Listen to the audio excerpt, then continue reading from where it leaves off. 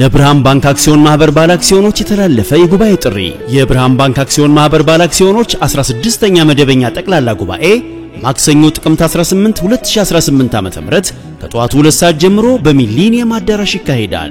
የጉባኤው አጀንዳና ዝርዝር መረጃ መስከረም 18 እና ጥቅምት 5 ቀን 2018 ዓ.ም በታተመው የሪፖርተርና አዲስ ዘመን ጋዜጣ ላይ ይገኛል። ስለሆነም የባንኩ ባለ አክሲዮኖች በሙሉ በተጠቀሰው ቀንና ቦታ ማንነታችሁን የሚገልጽ መታወቂያ ወይም ፓስፖርት ወይም መንጃ ፍቃድ ዋናውንና ፎቶኮፒ በመያዝ እንድትገኙ ጥሪ ያቀርብን። መገኘት የማይችሉ ባለ አክሲዮኖች ጉባኤው ከሚካሄድበት ቀን ቀደም ብለው ቦሌ ድልድይ ፊት ለፊት በሚገኘው የባንኩ ዋና መስሪያ ቤት የአክሲዮን አስተዳደር ክፍል በመሄድ ተወካይ በመወከል ወይም በስብሰባው ለመገኘትና ድምጽ ለመስጠት የሚያስችል ህጋዊ ውክልና ያለው ተወካይ ማስረጃውን በመያዝ በጉባኤው ላይ መሳተፍ ይችላሉ። የብርሃን ባንክ አክሲዮን ማህበር የዳይሬክተሮች ቦርድ። ሌላኛውን ጉዳይ ደግሞ እናንሳ። የሞይሰስ ካይሴዶን ጉዳይ እንመልከት። የፕሪሚየር ሊግ ምርጡ ኳስ ነጣቂ አማካይ ነው የሚሉ አስተያየቶች ይሰጣሉ። አሁን ካሉት በፕሪሚየር ሊግ ከሚጫወቱ አማካኞች በሙሉ አንደኛ የሚቀመጥ ወይም ከሁለት አማካኞች አንዱ ይመስላል ሞይሰስ ካይሴዶና የቼልሲ ዋነኛ ሰው ሆኗል። የወጣበት ገንዘብ አሁን ማንም ሰው የሚያስታውሰው የሚያነሳው አይደለምና እንመልከተው። አልክ ነው። በጣም ወሳኝ ተጫዋች ነው ለቼልሲ።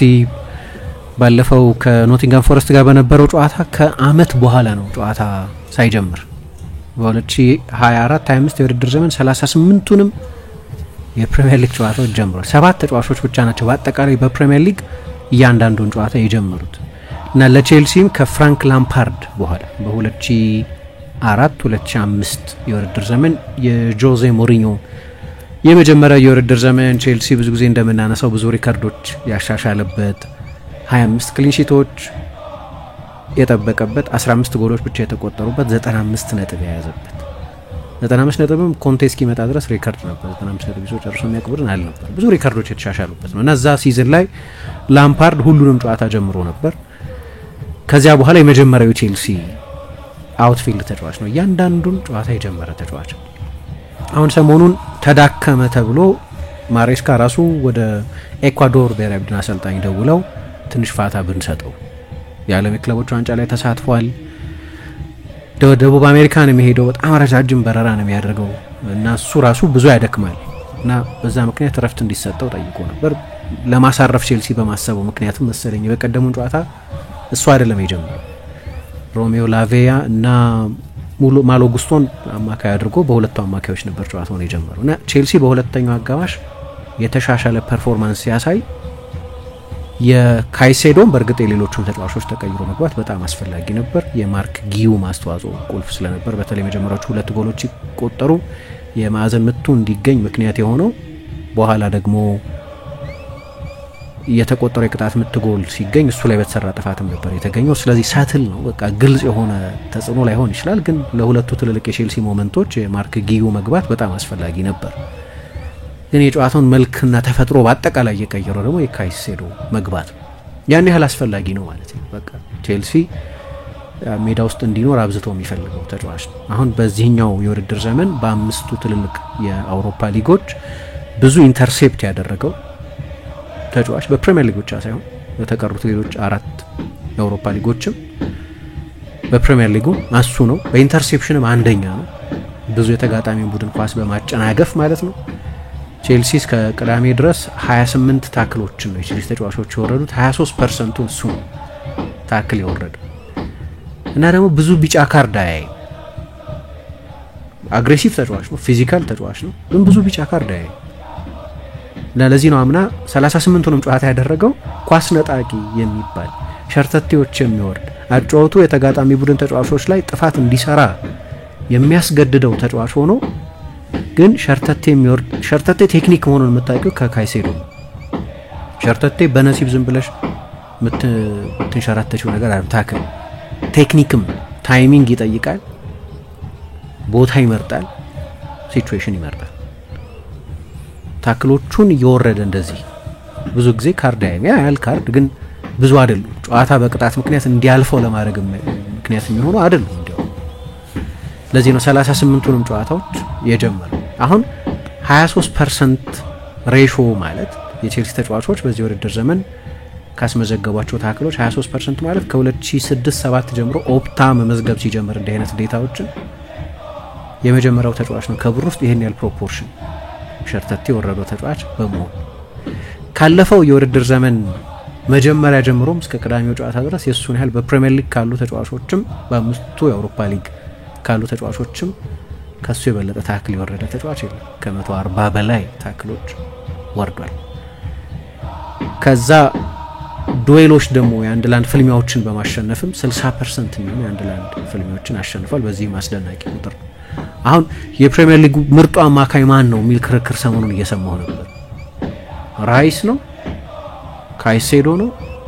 እንደዚህ አሁን ይሄ ተገቢ ክርክር አይመስለኝም። ምክንያቱም የተጫዋቾቹ ሚና በጣም የተለያየ ስለሆነ ለምሳሌ የማጥቃት መለኪያዎችን ብቻ ከወሰድን ራይስ አሁን 8 ቁጥር ሆኖ አርሰናል ብዙ ጨዋታዎችን የሚያደርገው ከመጀመሪያዎቹ 6 ወራት በኋላ አልፎ አምና በፓሪስ ሳን-ጀርማን ጨዋታ ላይ እንዳየነው ፓርቴ ሳይኖር ሲቀር የአርሰናል 6 ቁጥር ሆኖ ሲጫወት ካልሆነ በስተቀር በአብዛኛው የሳጥን አማካይ ወይ የግራ 8 ቁጥር ሆኖ ነው የሚጫወተው።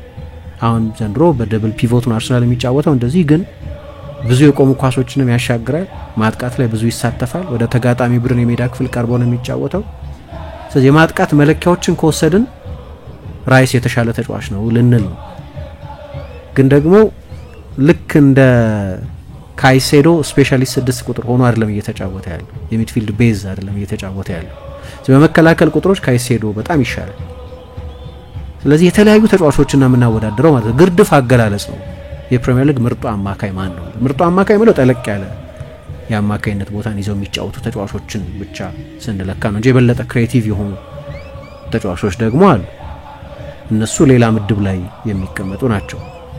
ግን እንደው ጠለቅ ያለ ሚና የሚወስዱ ተጫዋቾች አሁን እኔ ኳስ ነጣቂ አማካይ ወይ ምርጥ የአማካይ ተከላካይ በሚለው ምድብ ግን ከሮድሪ መጎዳት በኋላ ከተጎዳ በኋላ ያው እንግዲህ ከ280 ቀን በላይ ከሜዳ ርቆ ነበር። ባሎን ዶር ያሸነፈው ተጫዋች ነው። እስኪጎዳ ድረስ በእንግሊዝ ብቻ ሳይሆን በዓለምም ላይ ምርጡ የአማካይ ተከላካይ ነበር ሊያስብል የሚችል የላቀ የጥራት ደረጃ ላይ የነበረ ተጫዋች ነው።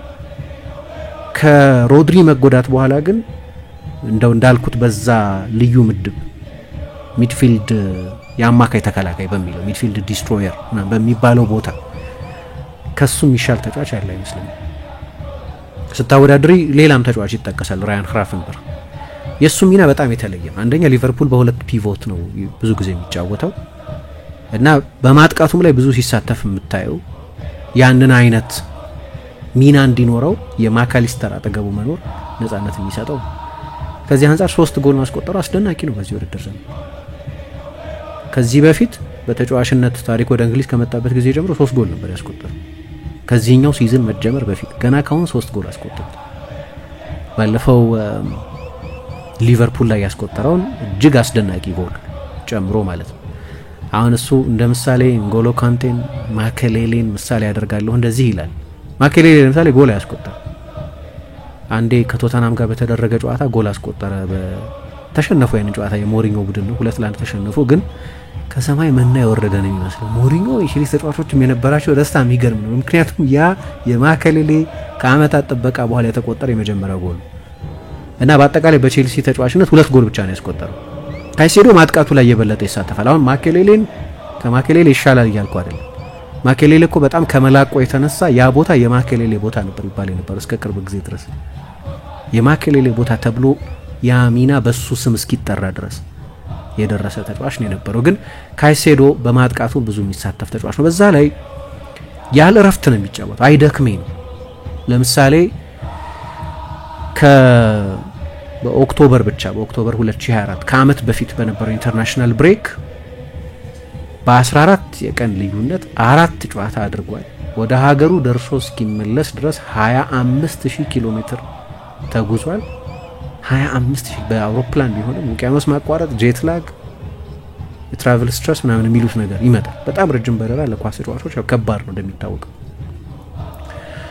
እና እንዲያውም የብዙ ጊዜ ማነሳው ፊፍ ፕሮ የሚባለው ተቋም የፕሮፌሽናል እግር ኳስ ተጫዋቾች የተወከሉበት ተቋም የተጫዋቾችን መብት በተመለከተ የኔ ያህል ጨዋታ ማድረግ የኔ ያህል ጉዞ ማድረግን በተመለከተ በጣም ጥብቅ አቋም አለው እና ካይሴዶን በተመለከተ ባለፈው አመት ብቻ 27 ጊዜ ሀገራትን ድንበር ያቋረጠባቸው በረራዎች አድርጓል።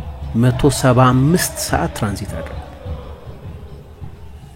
እንደምታውቂው ደግሞ ቼልሲ በዓለም የክለቦች ዋንጫ አሁን ሁሉንም ጨዋታ ስለሚጀምር ተጫዋች ምንም ረፍት ስለማያገኝ ተጫዋች ለሀገሩም ለክለቡም በእያንዳንዱ ጨዋታ ስለሚፈልግ ተጫዋች እና ሜዳ ውስጥ ያለውን ሁሉ ስለሚሰጥ ኤነርጂ ስለማይቆጥብ ተጫዋች ነው የምናነሳው።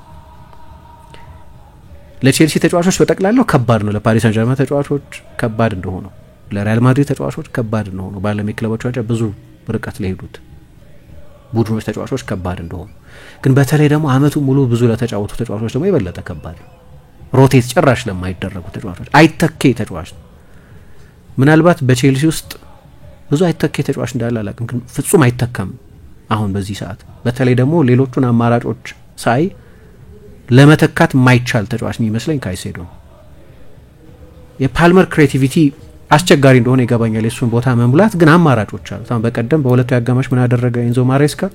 ዡዋው ፔድሮን ወደ ኋላ መለሰው፣ 10 ቁጥር አደረገው። 9 ቁጥር ሆኖ ነበር የጀመረው። ማርክ ጊዩ ገባ፣ 9 ቁጥር ሆነ። እሱን ወደ ኋላ ሳበና እዛ ቦታ ላይ ተጠቀመበት። ፓልመር በጣም ወሳኝ ተጫዋች መሆኑን ባቀም አሁን ለጊዜው ማይተካ ተጫዋች የበለጠ ከፓልመርም የበለጠ የሚመስለኝ ካይሴዶ ነው። አሰልጣኙ በድፍረት እዛ ቦታ ላይ ያጫወተው አይደለም እንጂ ኤስቴቫውም እዛ ቦታ ላይ መጫወት ይችላል። ኤንዞ ፈርናንዴዝ 10 ቁጥር ሆኖ መጫወት ይችላል። እንዲህ አይነት አማራጮች አሉ። ካይሴዶ ቦታ ላይ ግን አንደኛ ላቪያ አስተማማኝ አይደለም። በየፊትነስ ታሪኩ በጣም ጥሩ ተጫዋች ቢሆንም ግን በተከታታይ 5 ጨዋታ ይጫወትልኛል ብለሽ የምትተማመኝበት አይነት ተጫዋች አይደለም። አንድ ሁለተኛ አንድሬ ሳንቶስ መጥቷል። ለዚህ ነበር የተፈለገው። ብዙ አላየ ነው እሱን የካይሴዶ ተተኪ ይሆናል ለማለት። ዳሪዮ ኤሱጎ የሚባል ተጫዋች አምጥተው ነበር።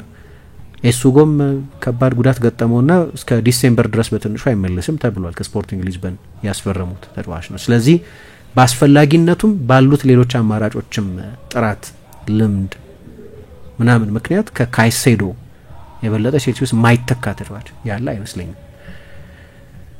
ባለፈው የውድድር ዘመን የዓለም የክለቦች ዋንጫ ከተደረገና ሻምፒዮን ከሆኑ በኋላ ዛ ፒኤስጂ ጨዋታ ላይ እንግዲህ የፓሪስ ሳን ጀርመን አማካይ ክፍል መቆጣጠር በጣም አስቸጋሪ ነው አይደለም? ቪቼኛ፣ ጆአው ኔቬስ እና ፋቢያን ሩይስ የነበሩበትን የአማካይ ክፍል ያንን የአማካይ ክፍል ኮንትሮል ያደረገ ተጫዋች እሱ ነው።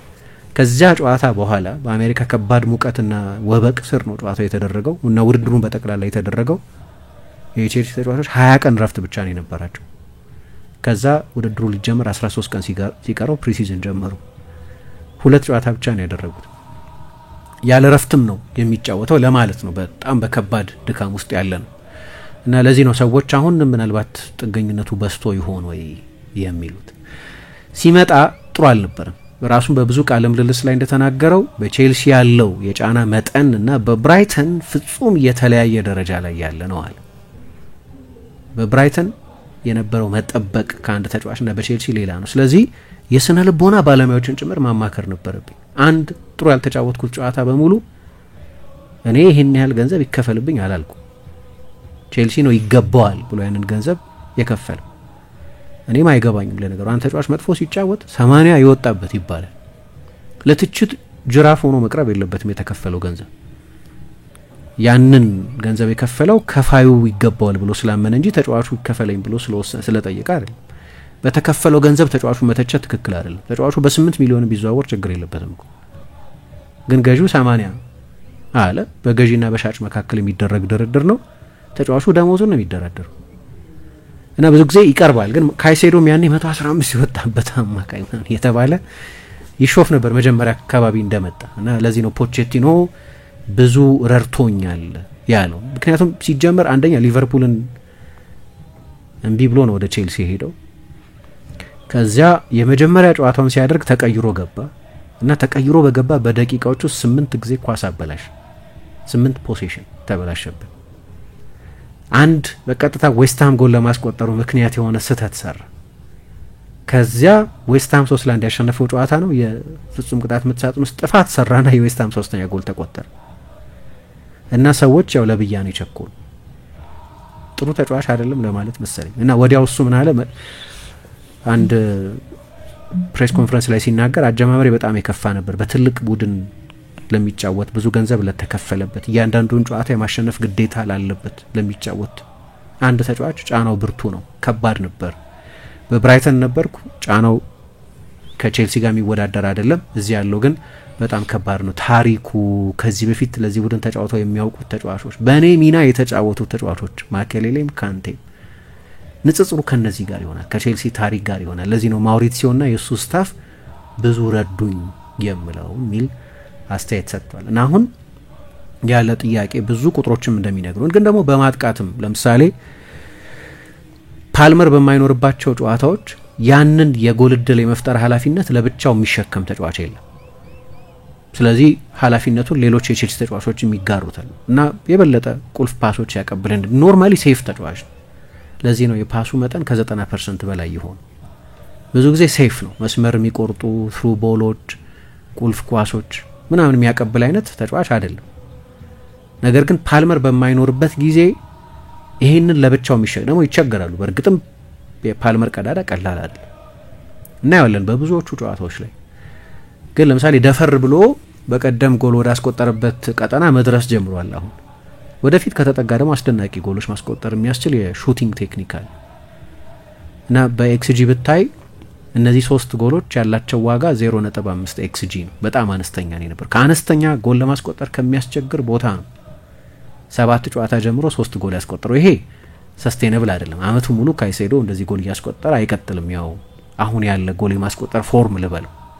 ግን እንደ ተጫዋች ዝም ብሎ ኳስ ነጣቂ ብሎ መበየንም ችሎታውን በትክክል እንደማይገልጸው ያሳያል። ለዚህ ነው ባለፈው ጄሚ ካራገር ኦል ራውንድ ተጫዋች ነው ወይም በጣም የተሟላ አማካይ ነው ብሏል። በፊት በቀደመው ዘመን በተለይ በ4-4-2 ዘመን ተጫዋቾችም የኦል ራውንድ ተጫዋቾች የማለት ልማድ ነበር። ለምሳሌ ሮይ ኪን እና ፖል ስኮልስ ወይም ሮይ ኪን እና ፖሊንስ አንድ ላይ ሲጣመር ወይም ኢማኑኤል ፐቲና ፓትሪክ ቪዬራ ወይም ማኬሌሌና ላምፓርድ እንኳን ቼልሲ በ3 አማካዮች መጫወት የጀመረበት ዘመን ነበር። ግን ያኔ የሚና ብያኔ ነበር። አንዱን ተጫዋች ኳስ ነጣቂ ብቻ ያኔ ነው የሚና ብያኔ የተጀመረው። ማኬሌሌ በቃ ዲፌንሲቭ ሚድፊልደር ነው፣ ላምፓርድ ቦክስ ነው ማለት ጀመር።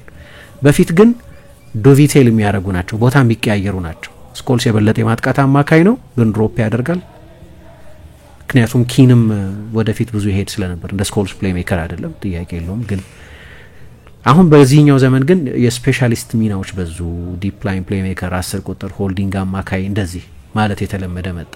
ካይሴዶ በዛ ብቻ መበየን ያለበት ተጫዋች አይደለም። ብዙ የሜዳ ስፍራ የሚሸፍን ነው፣ ቁልፍ ፓሶች ያቀብላል፣ በጣም ጥሩ ፓሰር ነው፣ ኳስ ይነጥቃል። እሱ ምንም ጥያቄ የለውም። ለምሳሌ ኳስ ኢንተርሴፕት ማድረግ፣ ኳስ ማጨናገፍ ማለት ነው፣ ፖሴሽን መልሶ መቀማት፣ ዱዌሎች ማሸነፍ፣ ታክሎች ማሸነፍ፣ ይሄንን በመሳሰሉት ሁሉ ከ5 ምርጥ የፕሪሚየር ሊግ ተጫዋቾች መካከል የሚካተት ነው። በአውሮፓም ከመሪዎቹ የሚጠቀስ ተጫዋች ነው።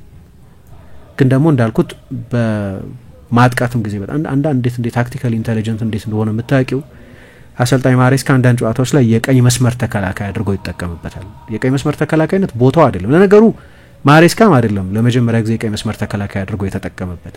2023 ላይ አርሰናል ሊያስፈርመው 60 ሚሊዮን አቀረበ እና ተጫዋቹም ለኤኳዶር ብዙሃን መገናኛዎችም በሶሻል ሚዲያውም ላይ ይሄ በህይወት አንድ ጊዜ የሚመጣ አጋጣሚ ነውና ልቀቁኝ ብሎ ብራይተን ላይ ጫና ለማሳደር ሞከረ። ዝውውሩ ሳይሳካ ቀረ። እንዳልኩት የሚደንቅ ፕሮፌሽናል ጠባይ ነው በሁለተኛው የውድድር ዘመን አጋማሽ ያሳየው። አንዳንድ ተጫዋቾች እንደዚህ አይነት ጥልቅ ዝውውር ሳይሳካ ሲቀር የማኩረፍ እና በዛ ምክንያቱም ብቃታቸው የመውረድ ልማድ አላቸው። ካይሴዶ እንደዛ አልነበረም። ግን የተጫዋቹን ጥራት ካየንባቸው ጨዋታዎች መካከል አንደኛው በኤምሬትስ ሄደው አርሰናልን 3-0 ባሸነፉበት ጨዋታ አሰልጣኝ ዲዘርቢ የቀኝ መስመር ተከላካይ አድርጎ ነበር የተጠቀመበት። አማካይ ነው ግን የቀኝ መስመር ተከላካይ ሆኖ በጣም የሚያስደንቅ ፐርፎርማንስ ጎል ጭምር አስቆጥሮ ነው የሚደንቅ ፐርፎርማንስ ነበር። ግን ደግሞ ያ ቦታ ማሬስካ አንዳንድ ጊዜ ቡድኑ ኳስ በሚቀማበት ጊዜ ልክ እንደ ቀኝ መስመር ተከላካይ የመቀማት ከተጋጣሚ ቡድኖች የክንፍ ተጫዋቾች ጋር ፊት ለፊት የመጋፈጥ ኃላፊነት ሲሆን በኳስ ቁጥጥር ጊዜ ግን አማካይ መሆን አለበት። ሁለት ሚና መደባለቅን የሚጠይቅ ሁለት የተለያዩ ቦታዎች ላይ መላቅ ይጠይቃል። ሁለት የተለያዩ ሚናዎች ላይ ሁለቱንም በፖሴሽንም ያለ ኳስም ግሩም መሆኑን የሚጠይቅ ነውና ሁለቱንም ነገሮች በተዋጣለት መንገድ ያደርጋል። የመጀመሪያዎቹ ወራት አስቸጋሪ ነበሩ፣ ግን ፕሪሲዝንም አልሰራም። ለነገሩ ትዝ ይለኛል እሁድ ዕለት ቼልሲና ሊቨርፑል የመጀመሪያ ጨዋታቸውን ሊያደርጉ አርብ ዕለት የርገን ክሎፕ ጋዜጣዊ መግለጫ ይሰጡ ነበር እና ጋዜጣዊ መግለጫቸው ላይ ዛሬ ሜዲካሉን እንጨርሳለን ይሉ ነበር። ተስማምቶ ስለነበር ሐሙስ ፕሪሲዝን ከቼልሲ ጋር አልሰራም። ከብራይተን ጋር ሰርቷል፣ ግን ቼልሲ ሌላ አይነት ቡድን ነው። የዲዘርቢ ቡድን ሌላ ነው፣ የፖቼቲኖ አጫዋች ሌላ ነው። ያንንም እድል አላገኘም። ደግሞ እንደምታውቂው ቼልሲ ውስጥ ከፍተኛ የተጫዋች ተርኖቨር ነበር እስከ ቅርብ ጊዜ ድረስ። አሁን ነው መረጋጋት የጀመረው እንጂ በአንድ የዝውውር ጊዜ 10 ምናምን ተጫዋች ይመጣል፣ 10 ምናምን ተጫዋች ይሄዳል። በዛ ሁኔታ የተረጋጋ ቡድን ለመስራት ያስቸግራል። ቼልሲ በነበረበት ሽግግር ውስጥ ሰለባ የነበረ ተጫዋች ነው። አሁን ግን በወጥነት በእያንዳንዱ ጨዋታ አሁን መጠነኛ የድካም ምልክት እየታየበት ነው ቢባልም እና ባለፈው ማሬስካ ለኢኳዶር ብሔራዊ ቡድን ረፍት ብትሰጡት ብሎ ቢጠይቅም ግን ብቃቱ በጣም የሚያስደንቅ ነው። የሱን ያህል ብዙ ኳስ የቀማ ተጫዋች የለም እና በእኔ እምነት ከኳስ ነጣቂዎች ከማካይ ተከላካዮች ምርጡ የማካይ ተከላካይ ነው። ለብርሃን ባንክ አክሲዮን ማህበር ባለ አክሲዮኖች የተላለፈ የጉባኤ ጥሪ። የብርሃን ባንክ አክሲዮን ማህበር ባለ አክሲዮኖች 16ኛ መደበኛ ጠቅላላ ጉባኤ ማክሰኞ ጥቅምት 18 2018 ዓ.ም ከጠዋቱ 2 ሰዓት ጀምሮ በሚሊኒየም አዳራሽ ይካሄዳል። የጉባኤው አጀንዳና ዝርዝር መረጃ መስከረም 18 እና ጥቅምት 5 ቀን 2018 ዓ.ም በታተመው የሪፖርተርና አዲስ ዘመን ጋዜጣ ላይ ይገኛል። ስለሆነም የባንኩ ባለ አክሲዮኖች በሙሉ በተጠቀሰው ቀንና ቦታ ማንነታችሁን የሚገልጽ መታወቂያ ወይም ፓስፖርት ወይም መንጃ ፍቃድ ዋናውንና ፎቶኮፒ በመያዝ እንድትገኙ ጥሪ ያቀረብን። መገኘት የማይችሉ ባለ አክሲዮኖች ጉባኤው ከሚካሄድበት ቀን ቀደም ብለው ቦሌ ድልድይ ፊት ለፊት በሚገኘው የባንኩ ዋና መስሪያ ቤት የአክሲዮን አስተዳደር ክፍል በመሄድ ተወካይ በመወከል ወይም በስብሰባው ለመገኘትና ድምጽ ለመስጠት የሚያስችል ህጋዊ ውክልና ያለው ተወካይ ማስረጃውን በመያዝ በጉባኤው ላይ መሳተፍ ይችላሉ። የብርሃን ባንክ አክሲዮን ማህበር የዳይሬክተሮች ቦርድ